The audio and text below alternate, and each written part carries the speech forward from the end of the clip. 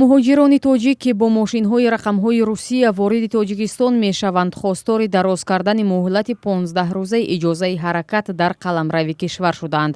Бахтиёр Хоҷаев, ки ҳамроҳи оила ва 3 фарзандаш аз Русия ба аёдати волидайн ва тӯи бародараш омадааст, мегӯяд пас аз 3 соли дурӣ аз ватан барои аёдати хешовандон бояд муддати бештаре инҷо бимонад, аммо маҷбур аст бо поёни муҳлат кишварро тарк кунад. мисли Бахтиёр, дигар муҳоҷирон низ аз ин муқаррарот изҳори норозигӣ мекунанд ва мегӯянд иҷозатномаро бар ивази 250 сомонӣ мегиранд ва он ҳам танҳо барои 15 рӯз. Агар қарор аст бештар аз муҳлати таъин шуда дар кишвар бимонанд, бояд дубора марзи кишварро убур кунанд ва аз нав дархости иҷозатнома кунанд.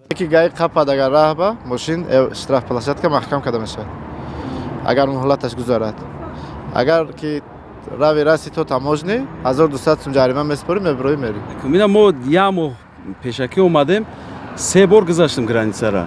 3 бор гузаштем, ана 250 сум барои воз меспорӣ.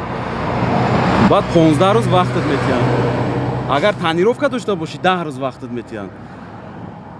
Охи ками бада. Ина мисол номерои мо кати ай Тоҷикистон мераванд Россияда 3 моҳ бепул возиш метиҳанд, 3 моҳ мегарда бепул бе ягон чӣ. На танҳо муҳоҷирони корӣ, балки онҳое ҳам, ки аз дигар кишварҳо бо мошинҳои худ ба унвони сайёҳ барои тамошои Тоҷикистон меоянд, аз кам будани муҳлати иҷозаи ҳаракати мошинҳояшон дар қаламрави кишвар изҳори нигаронӣ доранд. Тоҷикистон як ҷои зӯр буда сагун пештара ка мо даробуромо салека қин шудааст даробуро сал амна мӯлтар када чӯзи када кунем агар нағз мешудме ё намешудме.